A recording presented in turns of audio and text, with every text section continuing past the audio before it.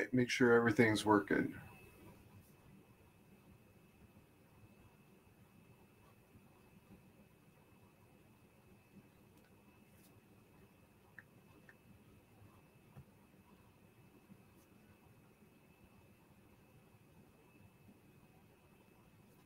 Good. Everything's working. All right. Good morning. It's 08 September 2022. I am sorry about last week's Q&A stream, which actually this originally was. The situation, but you know what? I'm going to address that in a couple seconds, just in case somebody does come in, because I'm not expecting a lot today. Let me be honest. Move on to something else that's just as important. Oh, yes. Elon Musk's very cryptic death tweet. If I recall correctly, his words were, "If I die, it's been nice knowing you." Wow. Okay. Elon, you know something the rest of us don't. I've been watching the man over the last year and a half-ish. And no, I don't follow him obsessively because I'm not a Tesla investor. I'm not a celebrity watcher. None of those silly things. But it's hard to miss a few things like that. And when he makes a comment like that, that gets a lot of attention real fast. Right? This would be up there with when I was 3 and Ronald Reagan was talking about the great Satan. How do you miss that? Or maybe I was 5. I don't care. Close enough. How do you miss that? The things that he's been doing has convinced me of one of two things is true. Either A, he is one of those insiders and he's defecting, or B, his masters want us to believe he's defecting. All right. I have said so many times that I believe Iran is the literal church of Satan on earth. It's kind of the joke of the channel. I know it. I'm okay with it. Gee, who didn't see that coming, right? But it's not as simple as they issue the edicts and such.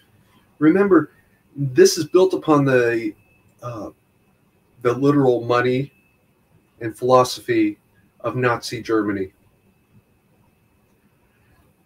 Scorzani goes from Germany to Egypt, links up with al-Husseini, who links up with Khomeini about 10, 15 years later. Khomeini comes to be the leader of Iran, and that's how it becomes the literal Church of Satan. They learned their lesson with Germany. You gotta be quiet. You gotta be sneaky. You gotta be subtle. You can't be big and flashy. It didn't work. So they spread their influence around the world. They get George Soros on board. Yeah, George Soros is going to burn in hell. All right, and good for him. That's what he seems to want. For those of you who are too young and too limited of skill to go looking, there's an actual interview with Soros and Mike Wallace on 60 Minutes where he admitted he worked with, well, he confessed that he worked with the Nazis during World War II. That happened. Screw you, Apple. It's on YouTube. It's right here somewhere. So don't tell me that didn't happen.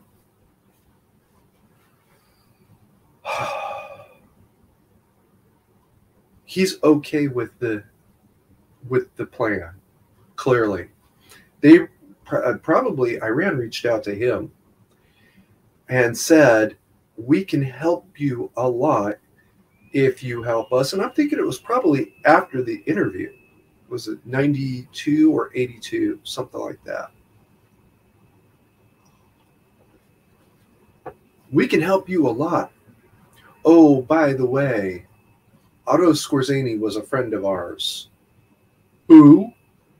When they tell him, the story of Otto Skorzeny rescuing, amongst his lesser crazy exploits, rescuing Mussolini after the Italians rebelled against his rule. And, probably some other things that nobody ever knew he was involved in. Just saying. Oh, he was a friend of yours? Yeah. We know all about the Fuhrer bunker gold, or wherever it came from. Oh, you know about that, huh? Okay, I'll talk to you. And he takes their money. He builds open Foundation Society, Open Frontier Society, Open Borders Society, and on and on. Okay, so now this is his philanthropic thing, and nobody does pay us so much attention because they think he's the one that funded it. He founded it. He created it. No, he created it with their money, and he's going to push their agenda.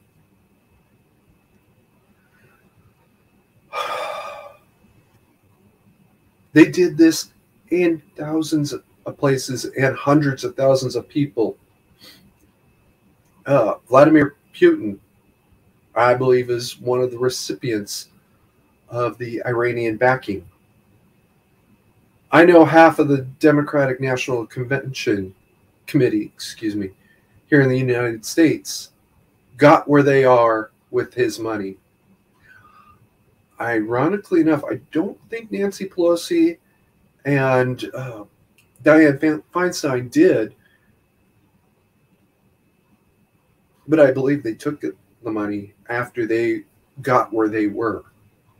After they had become established, they got offered this money, they took it. Joe Biden is another one. I don't think he took the money before because it wasn't there to take, but he did after because it was there to take. I know Kamala Harris did. That's not even a question. Her reputation, the aspersion that she's some sort of slave master because she put thousands of people in prison over less than a half a pound of pot. Well, as she's smoking it, by the way. Well, yeah, it's a lot worse than that. Ooh, excuse me. She ran an actual slave trading business out of a immigration assistance office before she was San Francisco's district attorney. And to the best of my knowledge, that immigration assistance office never did close. It's still operating. All it does is provide cover for bringing people in illegally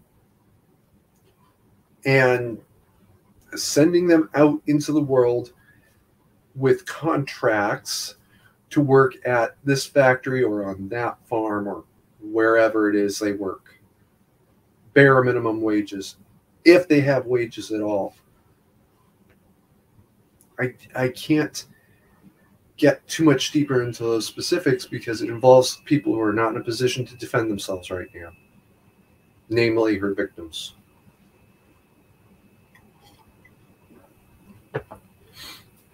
Okay.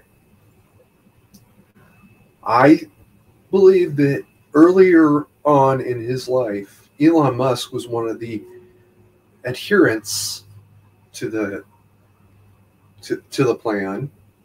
I'm going to change the screen, guys, because nobody else is here, and I'm not surprised.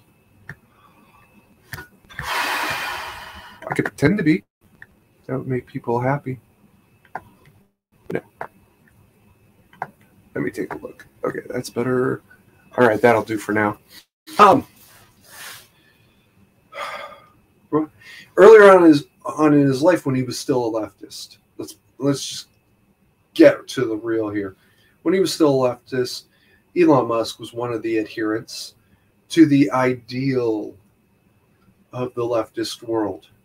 Now he's a little bit older. He's seeing things, and he's starting to question the narrative. Like, why are we shutting down factories? It'd be very honest here. COVID was a big wake-up call for him.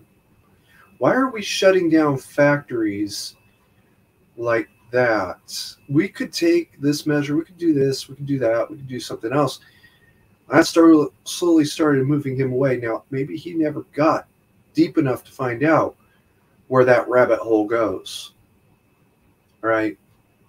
Because officially, George Soros was denazified in the 1940s and 50s. Oh, yes, of course, I understand it was all wrong, but I needed the job, blah, blah, blah, blah, blah. All the excuses that everybody else gave at the time. Nobody who was a Nazi in the 1940s ever actually denazified.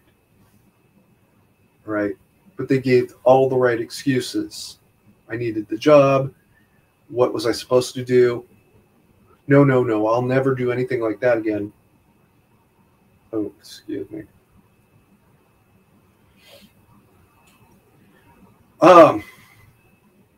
Just say all the right words, the magic words. And you're back on with your life.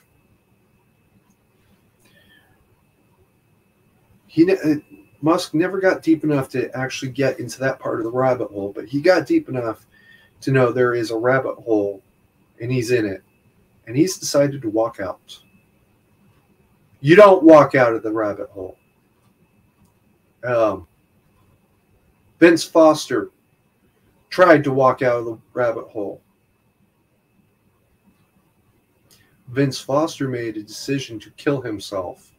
And I do believe that Vince Foster did commit suicide on that park bench in Washington, D.C., exactly like the narrative says, but he did it to get out of the rabbit hole before it destroyed the rest of his family.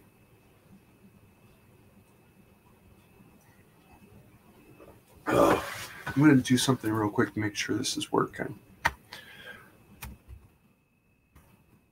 It is working good.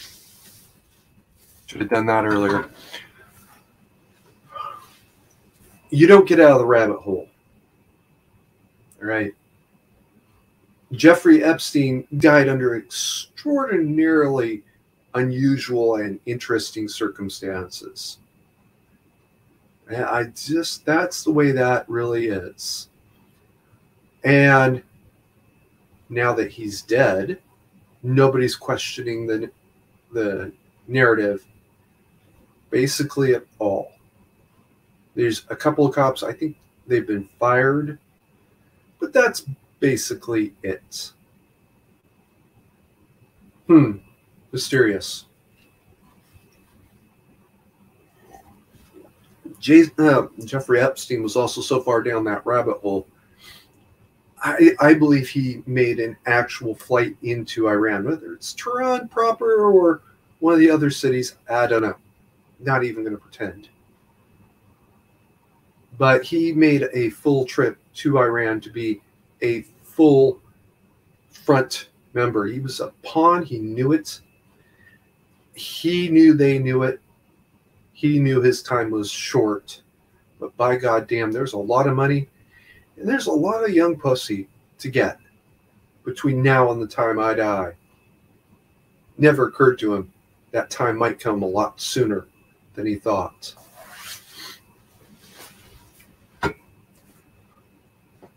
If he did commit suicide, it was to protect the secret, because that's the way that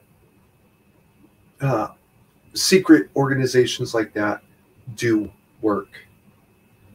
All right, when you get big enough, when your organization gets big enough that they can have you off, you commit suicide in order to protect everybody else behind you. I don't know what I don't know. I'm going to leave that at that. Oh, excuse me. All right. Now that Elon appears to be walking out of the rabbit hole, there is a possibility he's going to have a tragic accident. I'm sorry, guys. My indicators keep flashing, so it's kind of distracting. Okay, I'm back on.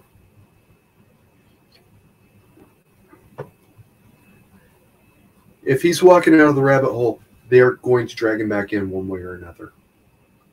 The fact that he came out and said, "If I die, it's been nice knowing you," is one of the few things that's going to maybe protect him a little bit. They're going to realize, we can't kill this guy without raising a whole lot of other questions. Nobody's going to believe the story. Maybe we should leave him alone for a little while. And then when he's in his 60s, which, by the way, he's a little bit older than me, like 5 years, I think. So I'm 46. It's not so far away. Oh, he'll just have a heart attack. And nobody will question the narrative.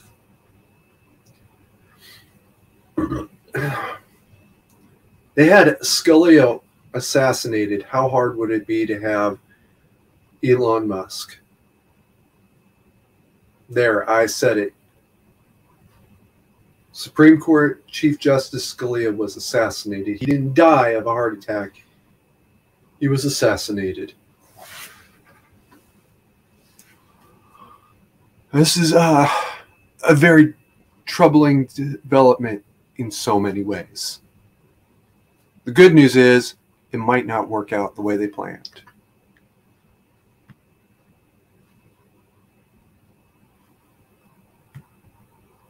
Okay.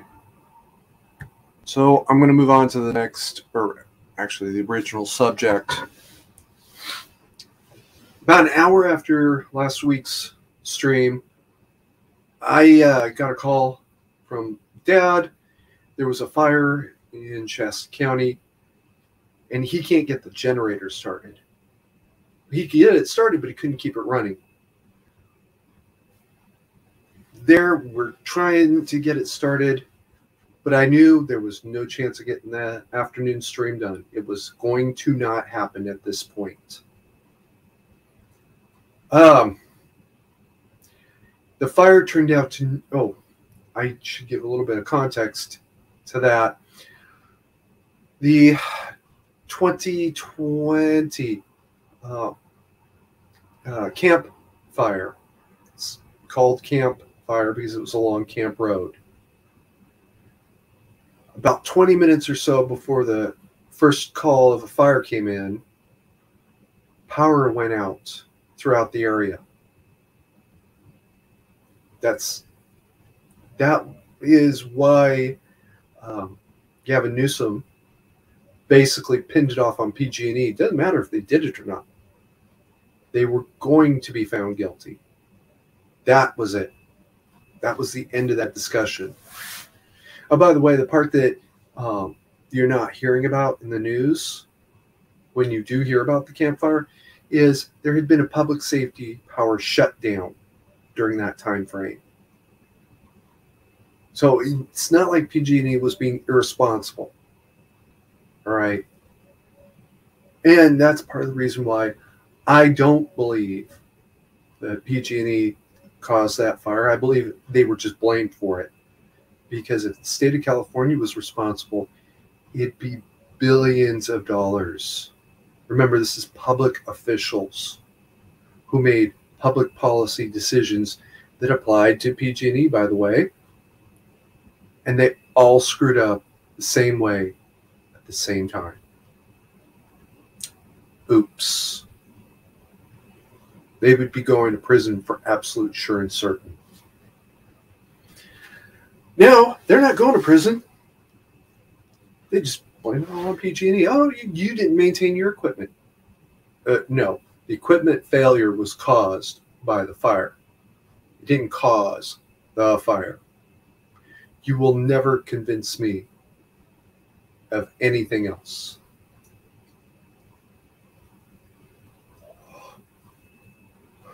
We love you, Susan.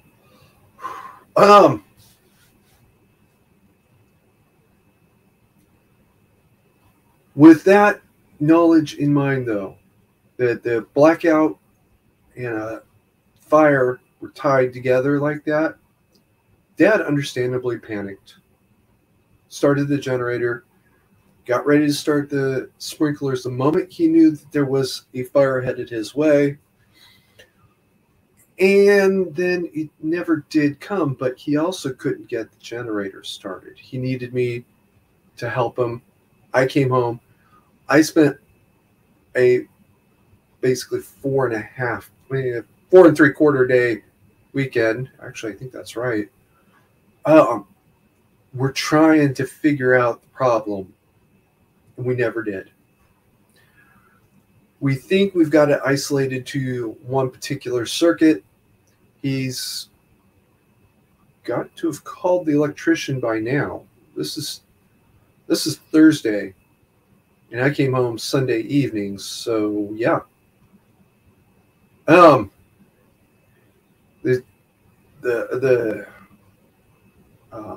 He's got to have called the electrician by now.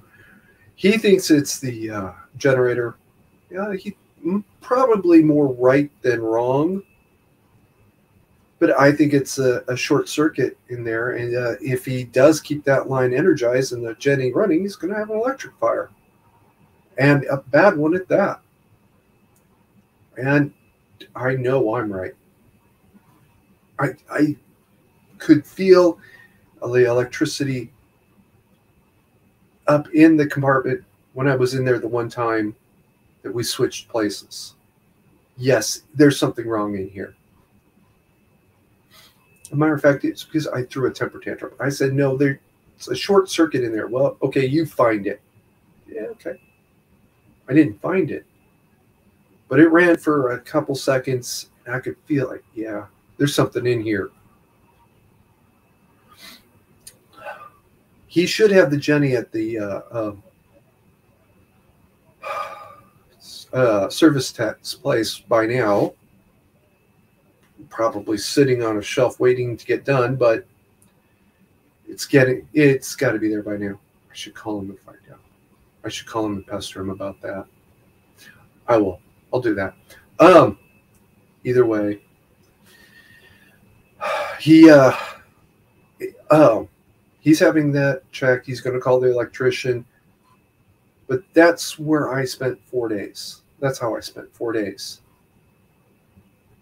That was a pain in the ass. It's also why last week's Q&A stream didn't happen. I'm sorry. And this week is not a Q&A week either. But I don't get a lot of questions, guys.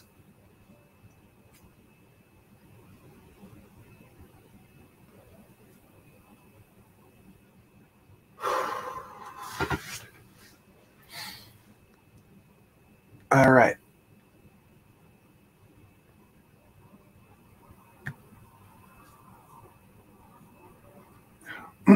It's okay. We're almost halfway through the first hour. Okay.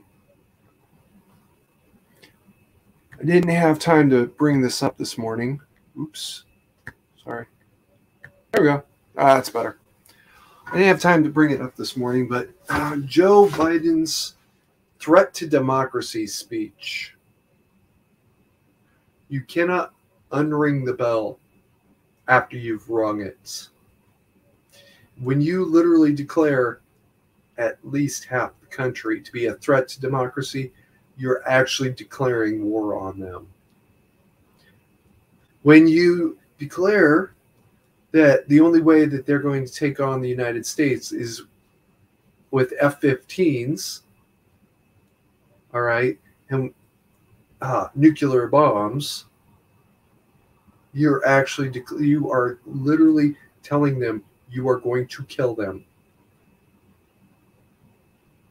How hard is this to understand? And don't tell me anything about going off script. Don't tell me anything about his handlers. First of all, I don't believe it. Second of all, it doesn't matter. That would only make it worse. If his handlers put that video, or put that, allow that speech to go, that makes it worse. No, Joe, you can't talk about F-15s and nuclear bombs. Of course, I don't remember him saying nuclear bombs. That was Eric Swalwell. But you cannot possibly tell me that he said those words without realizing, or somebody realizing, hey, no, we can't talk like that. So, yeah.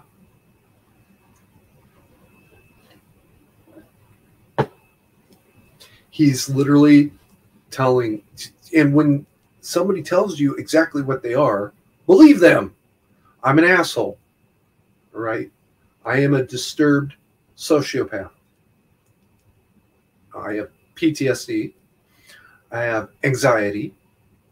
And I have deep-seated trust issues. I don't trust anybody anymore. You can absolutely trust this. Must be true because I said it myself. All right. Oh, and paranoia.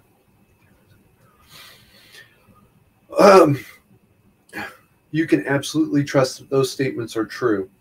I said them myself. Nobody volunteered that information for me. I'm sorry, guys.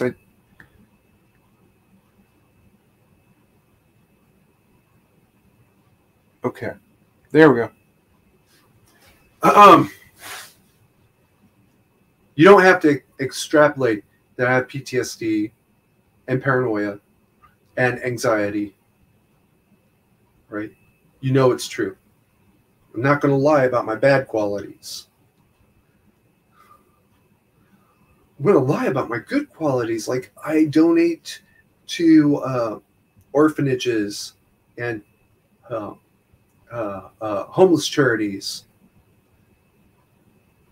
Those are the things you lie about. And you don't lie about having an intention to kill about 150 million people. You're not going to lie about that.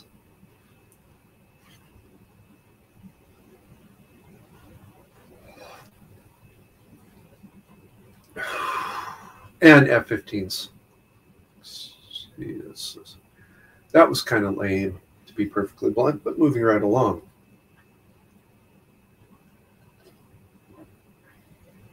It was an absolute declaration that he intends to wipe us out. And even if wipe us out is an exaggeration of the intention, which I would concede maybe it is, just put us in camps, that's all. Re-education camps. Call them denazification camps, because what the hell, why not? It's still the same effect.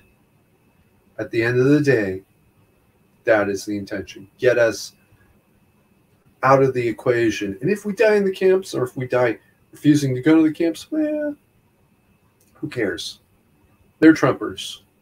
Oh, yes, by the way, I fucking hate Donnie's guts. I will never stop hating Donald Trump as a man. He is a fucking asshole. And the way he treated my partner, just moving right along. I don't support a lot of the things that he did, like, take the guns now, due process later. That's not how it works, you son of a bitch.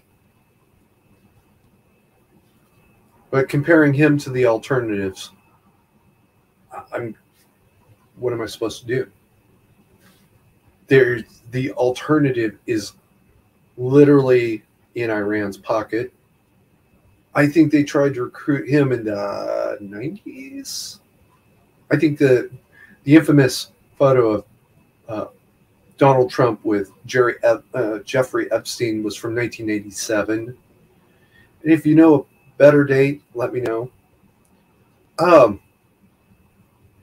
I know it was pre 9/11, so don't bother lying to me about that.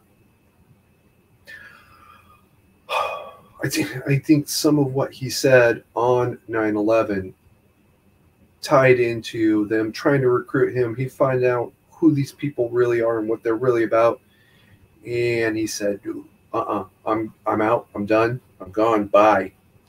Before he got down in the rabbit hole and couldn't get out.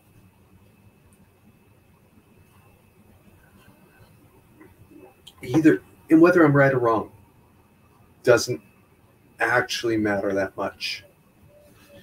What matters is he saw it from the inside, or at least he was on the threshold and he could see what was going on inside, walked away. And there's nothing they can do to him now. He never took their money. He never took the influence. He never got their support.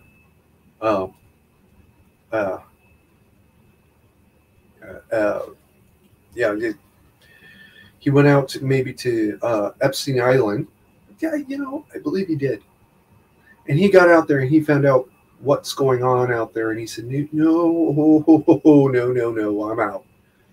I think that's when he bailed out. He found out what was going on. What was going on the island was legal by the territorial sovereignty of the island. It was illegal by the United States and most other civilized countries, but it was legal there. That kind of is what it is. He saw what was going on there and said, nope, I'm gone. I'm already gone. Because I know that this is wrong, or at least it's illegal. And if I get caught up in this, I'm going to prison with the rest of these motherfuckers. I'm not going there.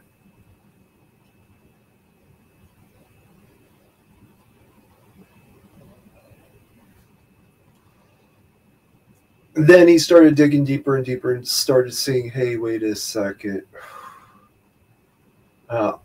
Khomeini, al-Husseini, Skorzeny, Hitler, Thule Society. This is bad and getting worse as we go back. Probably even further than that. That's the truth.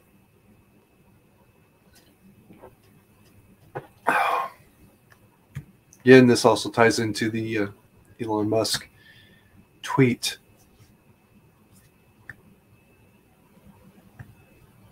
Okay.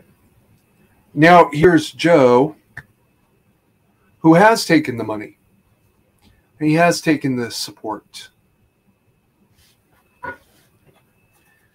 And he makes a statement like that. That's a pretty bold declaration that you're going to turn loose F-15s and nuclear weapons on your own people to defend your claim of sovereignty. Little secret about armies of the ancient world. Yes, they would go meet a foreign invader if a foreign invader was coming. But they were usually used more to suppress rebellion within. That was the warfare that 90% of the world's armies engaged in until roughly 1900. Even after 1900, particularly with Ireland, the armies of the world might be working on suppressing a rebellion more than fighting an invasion. And invasions have to go one of two ways. Either the invader has a second force, a second army to support them, mercenaries, or the invadee has a secondary army, mercenaries, to support them. Battle of Thermopylae, the last 300. Leonidas didn't go up into that pass by himself. And it's not just his personal, the men he paid to serve him specifically. There was actually something like 5 city-states that said something's going on, and we're going with him, and that's it. And they were there, first couple days at least. The it's not the Athenian. The Marathonian? No, Marathon was there. There's another city-state, I can't think of the name off the top of my head, that actually went up there and was particularly noted for having fought the Persians. This is about the time that the one Grecian soldier, the messenger, is sent to Marathon to raise the alarm. Marathon was probably there already, but this was another one entirely that was up there at the very start with them. Now, it's been suggested that Leonidas sent the allies away and chose to fight with his men against the Persians long enough to hold them at bay so that the rest of the city-states could come and actually fight, while the rest of his allies went back to get more weapons, more people, more this, more that, more everything else. Okay, maybe. Part of the equation, though, is that Persia came to the war with basically 5 armies versus one army that was not even as big as with 5 armies, that wasn't even as big as one of their own armies. That's a huge difference. That's why the pass at Thermopylae was such a big deal to them. If we can hold them at those gates, at that pass at Thermopylae, we can buy time for the rest of Greece to come. What happened next happened next. That's it. There's nothing I can do about that. Not entirely sure the story as handed down is entirely true, because the people who were there and would know if it was true, they all died. The Persian prisoners, if there were any, who were being tortured, would have told the Greeks anything to stop the torture and be murdered and get the pain over with.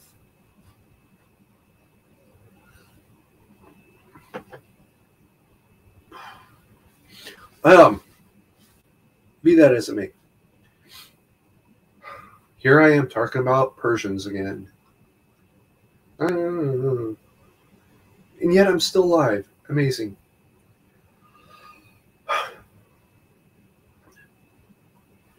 You don't go to war by yourself back then.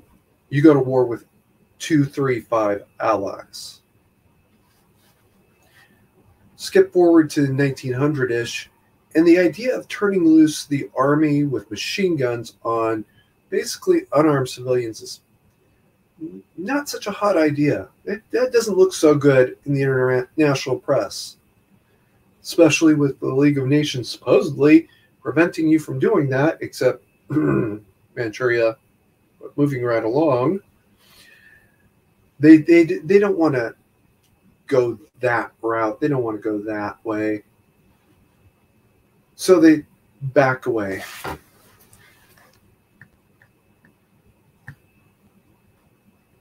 Sorry, guys. I'm checking some. Oh.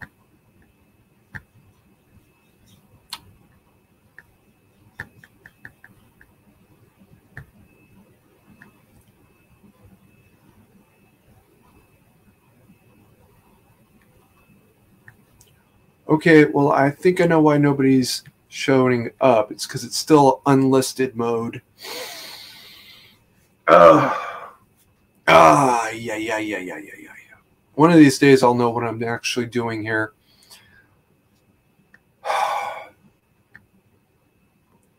I noticed that there was nobody here, and I was beginning to wonder why. And I realized this is still unlisted. I unlisted it as soon as I could after the second screw up. Yeah, it's still unlisted. Shame on me. Everybody, I'm really sorry about this. This is my fault alone. Well, you know, nobody's going to be showing up today, so I'm going to go ahead and close the chat because it's not going to serve any good now. Damn. Damn, double damn. All right. Where was I? I was ranting at a computer. You don't go to war by yourself.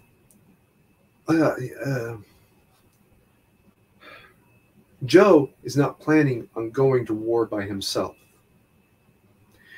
This also kind of makes me wonder, though, is Joe really as senile as he acts? Is he really as stupid as people think he is? I'm beginning to think the answer really is no. He took the money. He saw what kind of people these were.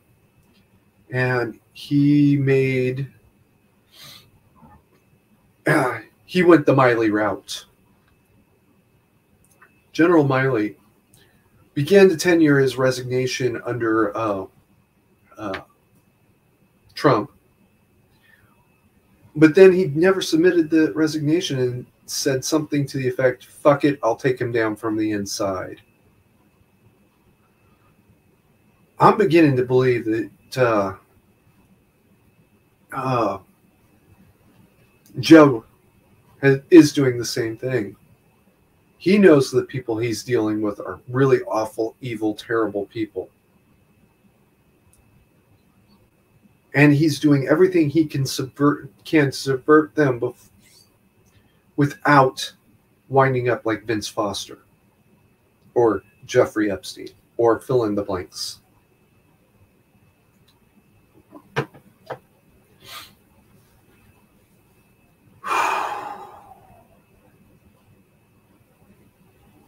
Okay.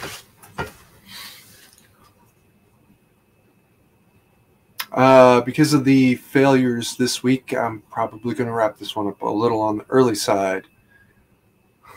Fuck. This is why I need a partner. Joe, Squatch, if you're out there.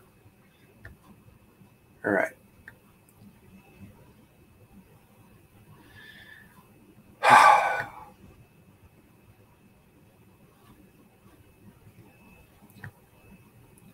Let me put this, though, kind of where it is. Either he's actually declaring war on the people of the United States, or he's trying to warn us that that's a possibility so that we get ready before it can happen.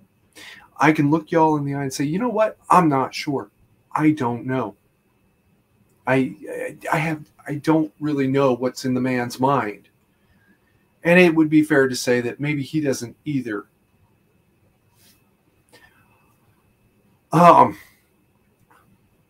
But it's becoming overwhelmingly clear something is going on in there that's not helping him a whole lot at all. All right.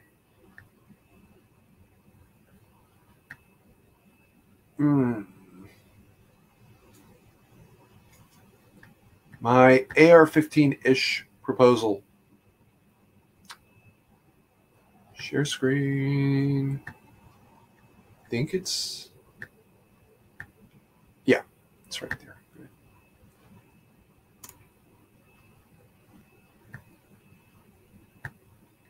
Now, this is obviously a terrible image. All right.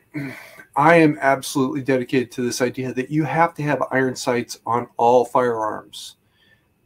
You'll notice this one. Let's see if I can do this. Yay! Right here you see Picatinny's. That's great so far as it goes. Picatinny's are for mounting optics or whatever. On top of a gun, the only thing you're going to mount is optics. It's not going to happen in any other way. When you lose those optics, your fault, their fault, nobody's fault at all. You've lost your optics. Now you've lost your only way to aim. Common way of getting around that, you know what? I don't think I actually still have that.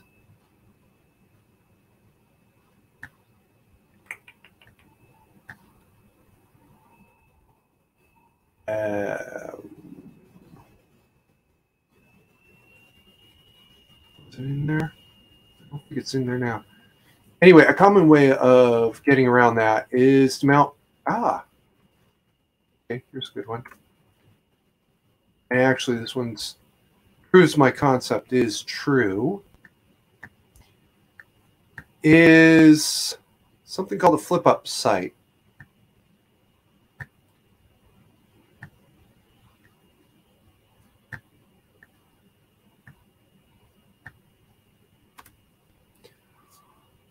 This is an actual gas block. I don't know who that company is, but I probably could track it down.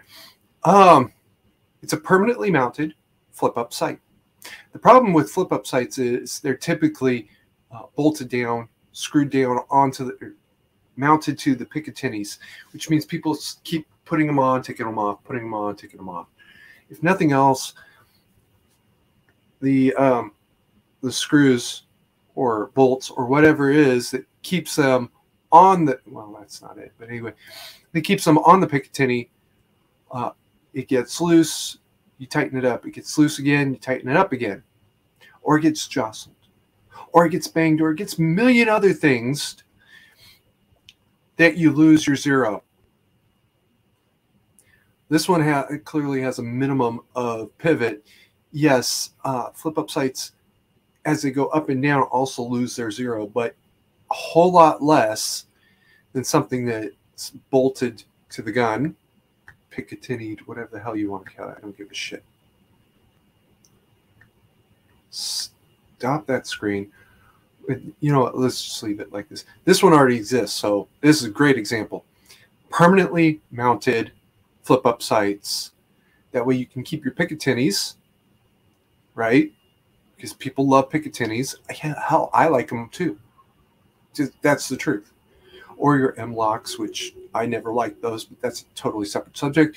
Or your whatever it is that you particularly are focused on,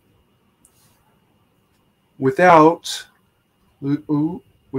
losing your permanently mounted iron sights. This is a thing I really, really hate about the new XM5. It does not have permanently mounted iron sights. It is scopes only. So if you lose your scope, you don't have a gun. You have a slug thrower, no better than a first generation Chinese hand cannon, half of which were made out of bamboo, because the bamboo was actually harder than the iron of the era. Having proved to my satisfaction, I don't care about yours, to be honest with you right now, that a permanently mounted front sight is a possibility. Let's now focus on this back sight, right? Permanently mounted flip-up sights with the Picatinny's. Now, my gun, if you recall correctly, has a UTE2 upper receiver housing. That's universal tactical entry, which means you still have your iron sight and your Picatinny's ahead of it. One thing about it I don't really love is you can't fold it down, so you can just focus on your scopes if you mount those. I even have a Picatinny forward stock for my rifle, but I don't install it because it's really rough on your hands. Moving right along. I'm sitting here wondering why we can't do the same thing for the upper receiver housing. That way, I could use scopes if I wanted to. Now, here's the funny thing about that. Pappa Carry had a scope that he installed professionally. What the hell did he install that on? I think actually it was his crossbow. The lake house is way the hell out in the woods. All right. Crossbow's appropriate to those circumstances sometimes. I'm just saying. Before he installed it, though, I tested it on my rifle. It does rise high enough that I could see right over those iron sights, but everything else I've tested since then doesn't quite pass muster. All right, I can still see the scope beyond it, but it's a little bit on the lower side. Been nice if they were maybe a quarter of an inch higher. My rear sight was a flip down, flip up, whatever. If I could flip that down, I could see that scope. It'd be no problem at all. And that is my proposal. Now, this is going to be inconvenient for the Army because it means putting out a couple thousand, or paying for a couple thousand new upper receiver housings. Yeah, well, that's an inconvenience. It's not a catastrophe.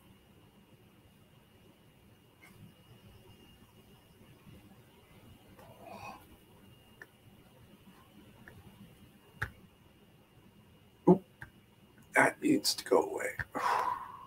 There we go.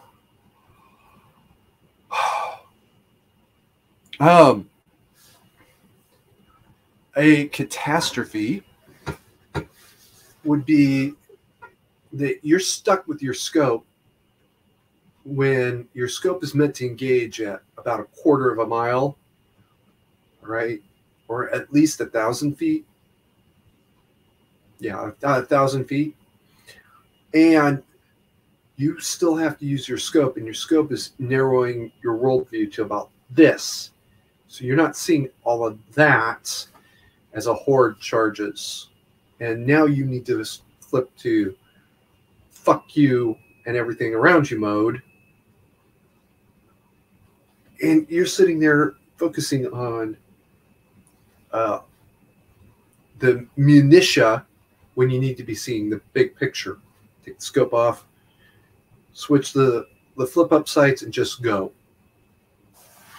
It's one thing about the Marines I love. They still discipline, they still train for iron sights to an absolute. Every single Marine must pass on iron sights, or they don't graduate from boot camp and OCS. They don't advance at OCS every year until they pass on iron sights. It's one of the reasons why I won't take the iron sights off of my gun, because I know if I lose my iron sights, I have much, much bigger problems than I lost my aim points. All right? I'm lucky if I got hit from 90-degree angle and it just blew my front or rear sight off, and I have a little bit of shrapnel to deal with. Probably, though, I got shot in the face. Okay. That is my proposal for next generation infantry rifles of all sort. Machine guns and assault weapons, which brings us, which will bring us to general provisions here in a minute. I've been focusing on full kit review, because I believe something's going to happen. By the end of this year, I'm becoming a little bit more optimistic. The end of next year? No. Come January of next year, Biden is going to resign for health reasons. Kamala's going to step in, at least for those 2 years. My belief is they want her in there for 10 years, period. And if you think Joe is different, right? Kamala, you ain't seen shit yet.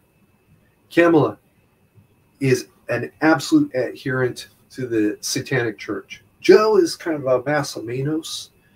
Yeah, okay, I took their money, and I got to do what they say for now. I'll just play along, get along, go along to get along, until I can walk away from this. Kamala is an adherent. The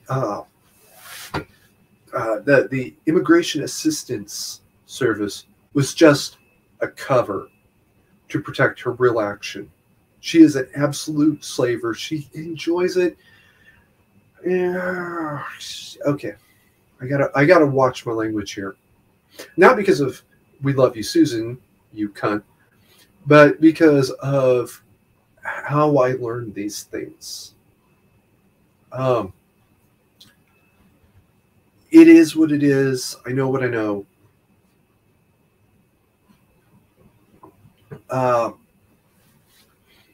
But moving right along, between here and there, she absolutely is dedicated to this. Right? She's a Satanist. There it is. I said it. Joe is a fallen Catholic. Well, yeah, I would be too, but I was tripped on the way in the door. I never quite made it. Got tripped on the way in, and it is what it is. I am where I am.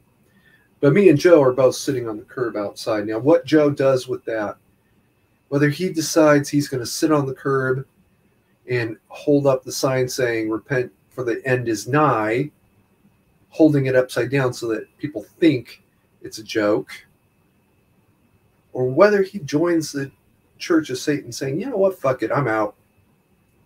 I can't say for sure.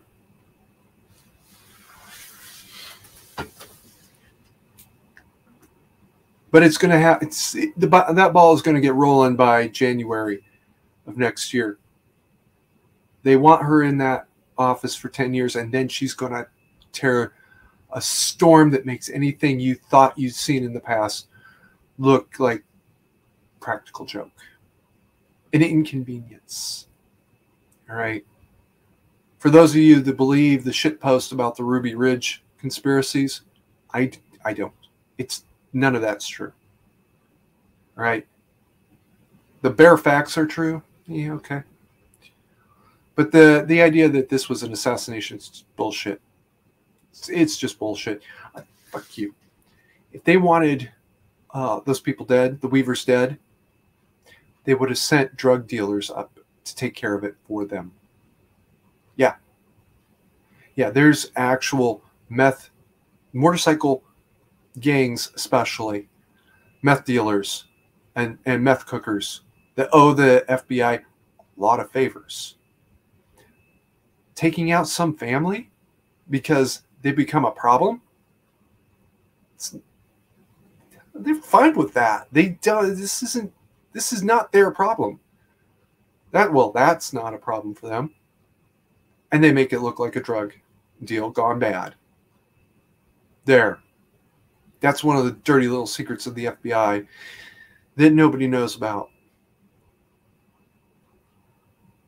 I've always kind of questioned the Valentine's Day massacre narrative. How hard would it be for the FBI to get their hands on a couple of real Chicago police badges, copy them, worst case scenario, copy them, give them to a couple of bootleggers that owed them big time favors like not going to prison for the rest of your life, favors, send them in to kill Moran, only Moran wasn't there at that particular moment. That mission went bad. Well, okay. But it absolutely looks like Capone did it, so we'll pin it off on him. And we'll wait until Moran is having a meeting during a time when Capone is going to be down in Florida, so that it absolutely matches his MO. Just saying. She's not even going to be subtle about it. She's going to be absolutely brazen. 1,000% brazen. Okay. Right. Share screen. Window. Right. Oh. Overview. Bottled water. Food. I'm not going to say no to a first aid kit, but I'm not going to say yes. All right. Just you have to gauge that based on what you think you need. The mask, not just for the Karens of the world, but also for the debris, dust, fire, tear gas, all right, and to make you a little less noticeable, a little less identifiable to others. I would strongly encourage you to have just a basic looking mask. Go down to any place that sells those paper masks. It's good enough to get you past the Karens. Not good enough to get you past the tear gas. Don't worry about that. All right? Or, well, actually, do worry about that. Get a better mask. They're less than $1. You put it in your bag, and you go. And protective glasses. Sunglasses, tinted is better in most circumstances because you can explain having sunglasses in the middle of summer, or at least in the middle of the day. You can't really explain having clear lenses at night as easily, but if you take them off and put them on as you need them, you're in great shape. If you have swim goggles on, people are going to ask, why are you wearing swim goggles at the middle of the night? Because I'm expecting to get pepper sprayed by somebody. Okay. Well, if there's a riot going on, or if there's some other situation going on that propels that kind of thinking, you know, like natural disaster, where you're thinking looters are running around, you might pull that off. Actually, probably would pull that off. Get home as quickly as possible. Have that bag bare minimums. This thing, this pouch here by itself is actually too big for what a proper get home bag should be. A medium, maybe even large size purse should be about it. Enough to get home. And that's about it. Now, there's a lot more we could talk about, but that's more bug out bag territory, like whistles, smoke flares, other flares, chemical lights, all of those things. Those are all great. They're a little bit more into the bug out bag territory than the get home bag. Get home bag is just to get home. Oh, and do keep comms. Do keep your comms open. Cell phone. I have to replace my cell phone. The speaker went out. I got to get to that. You may not have time to send a text message, but a text message will usually go through a lot more reliably than an audio message. That's the truth. Keep some sort of comms so that at bare minimum you send a text to your spouse, your kids, your parents, your whoever it is you need to know that you're still alive and you're trying to get home, and say, I'm okay, I'm on my way home. If you have kids, and you say, I'm getting my kids from school. I get it. I understand. They're probably better off right where they are for a moment. But you have to make a judgment call based on where you really are. I'm sitting here. I know where my kids are. I actually do know 99% where they are. In my younger daughter, I would not leave her at school. I wouldn't do it. I know that that's not a good and safe place for her to be. My younger son, I would absolutely leave him at the school. Even if it meant overnight, I would absolutely leave him at the school until I knew it was safe to move him. That's the thing. The movement period is also very, very dangerous.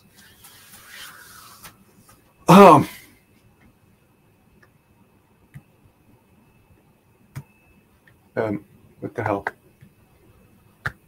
Sorry, guys.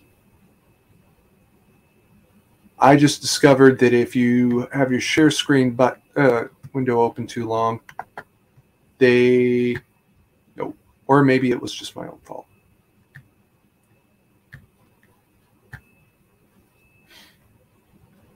Oh, wow.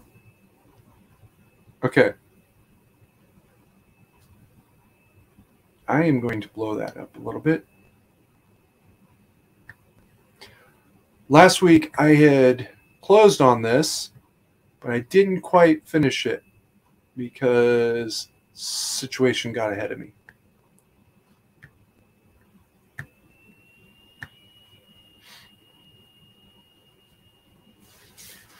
Have your get home bag ready.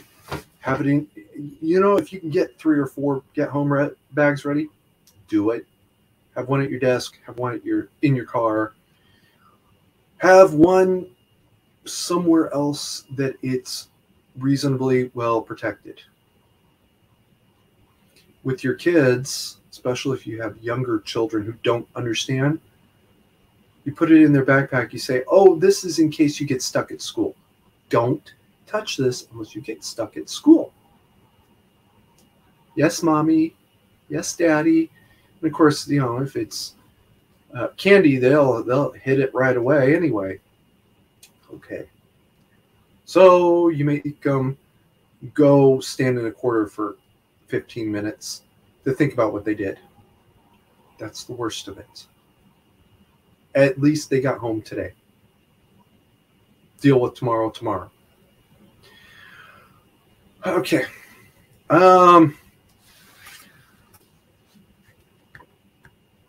This is the second half of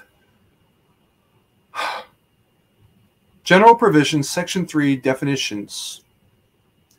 Machine guns versus everything else, chain guns, assault weapons, and the very few regulations that this actually does allow for. I'm going to close off with the last definition from last week. PPE, personal protective equipment, any article worn on the body designed to protect the wearer from injury other than a weapon or infection. Okay. So that was a double list, and I know it. And, well, this is a screenshot. This isn't actually the .docx itself. But anyway, face masks, goggles, gloves, anything like that covers that. Where from injury other than a weapon or infection. So face mask, is it PPE or is it not? Come back to that later. Any intentional violence. Maybe I should change it to from injury other than caused by intentional violence. Anyway, moving right along.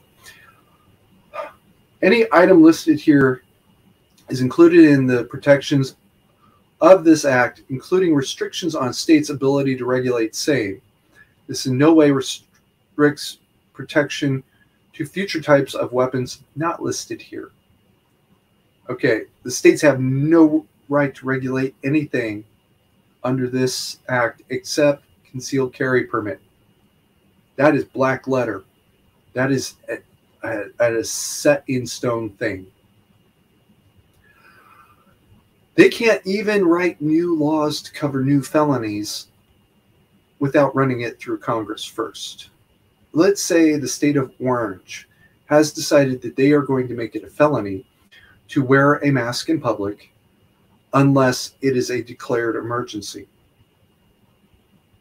Okay, well, now they got to run that through Congress, because this creates a huge felony category that they can then use to say, nope, nobody in the state can carry a firearm because you're now all felons because you went to Mardi Gras in Louisiana. This is the state of Orange, but you were in Louisiana and did that. You're now a felon. See how that works? It ain't gonna work. It also opens up a huge door that says, no, you can't restrict something later on just because it didn't exist back then. I firmly believe that laser weapons are going to happen in the next maybe 20 years. They are going to say, no, this is an explosive weapon, because a laser weapon works by actually vaporizing the molecules, or sometimes even the atoms, that they contact, that they touch, that they hit. That creates a huge opening for them to say, nope, this is a different kind. No, it's not. It's still covered. And they're going to come up with something else that I can't even imagine. All right, the Ghostbusters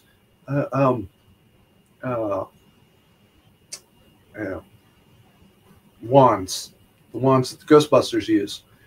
Well, what if you develop that for use on humans as a restraint without causing injury? Well, no, those didn't exist at the time. No. Just because they didn't exist at the time doesn't mean they're not covered now. All right. The federal government may require enhanced licensure for ownership of assault weapons and machine guns, limited to a background check and recording owner's name, home address, weapons make, model, stored location, address, serial number, itemized modifications, and stored location and weapons, subject to not more than 3 inspections per year. Break. Okay, I thought 3 was very, very generous, as in excessive. 1 is more appropriate. You come in January, you see everything's here, see you next January. Come in January and, hey, there's a rifle that's missing. What the? Okay, we will find it. And they come back next month and it's found. Okay. You come back in August and nope, everything's here again. Moving right along. The federal government is only authorized to charge for processing to actual cost of government based on average cost of the previous 5 years, with said costs declared publicly in all possible formats. Break. Okay, so the average cost over the last 5 years, I didn't really think that was a perfect solution, but it was the least bad solution I could come up with. All possible formats. The federal government loves PDF. My computer will not open PDFs. It won't do it.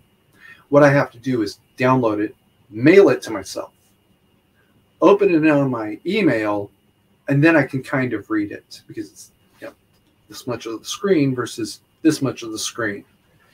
But in any case, .html, .doc, .txt, all possible formats.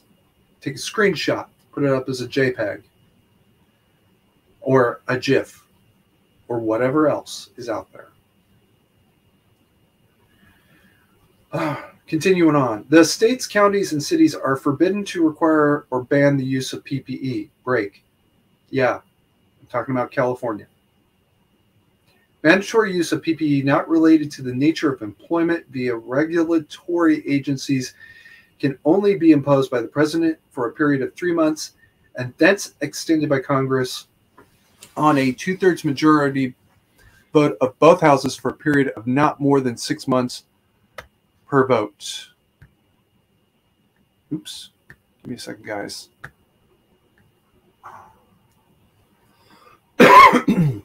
All right. That's to address the COVID mask mandates of absolute flagrant abuse. Governors, for a period of 1 month and extended by a vote of 2/3 of both houses for the state legislature for a period of 3 months per vote with the acquiescence of Congress. State of Orange says we have a legitimate, the governor of Orange says we have a health crisis. Everybody mask. It'll be good for 1 month. And not one day past that unless both state legislative houses, the legislature and the Senate, agree, yes, we still have an ongoing crisis. We're going to extend it for 3 months. And they can do that for as long as they want. There's no limit on the number of extensions here. There's only a limit on the time. I accept that. But then Congress has to acquiesce. Now, acquiescence might say, you know what? We're not actually in Orange. We're not going to say anything about this. You do what you got to do. We'll talk to you later. That's a decision Congress made. And fine. I'm on board with that part. Employers and other parties are forbidden, bear with me, folks, to require or ban any PPE under any circumstances. This limitation does not include the requirement to bear arms. They can never say, we have a crisis, you leave your guns at home. This is, the governor of Orange says, we have a shooting crisis, leave your guns at home. No, that doesn't work. A private party cannot say that you have to wear a mask or you cannot wear a mask. They can only say what is currently in force with the governor and the state legislator, president, Congress. All right, that's it. That's all they can do. I saw private parties saying that this or that mask was not good enough for them because it didn't meet federal standards. This is the mask they wanted you to wear. Well, yeah, that mask was worse than the federal standard. All right, so what the hell are you trying to pull on me? I'm not as stupid as you. But okay, that was the way it was at the time. And at the time, we were all still trying to figure out a lot of things real fast. That is the truth.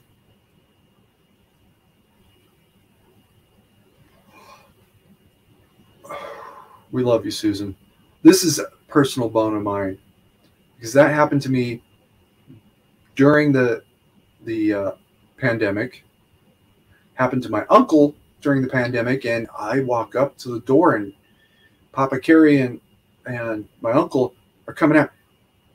I never heard so many F-bombs out of my uncle in my life. I didn't think he could still use that kind of language at his age. So I was absolutely shocked.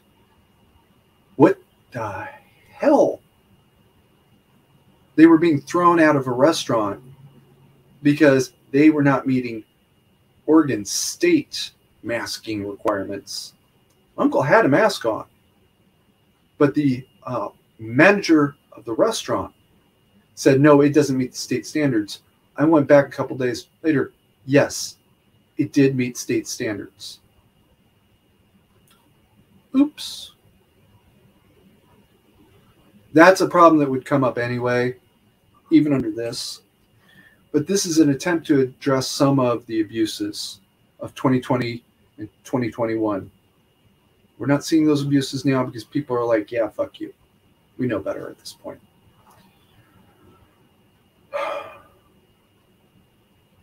Its section does allow that states can, or that nature of employment, OSHA can still say, hey, this is a construction zone. You have to wear a hard hat.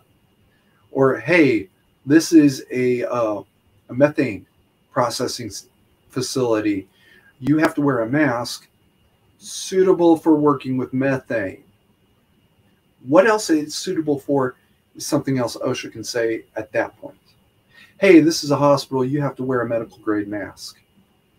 Hey, this is a high dust environment. I've worked there. I've done that. You have to wear dust goggles that will protect you from dust.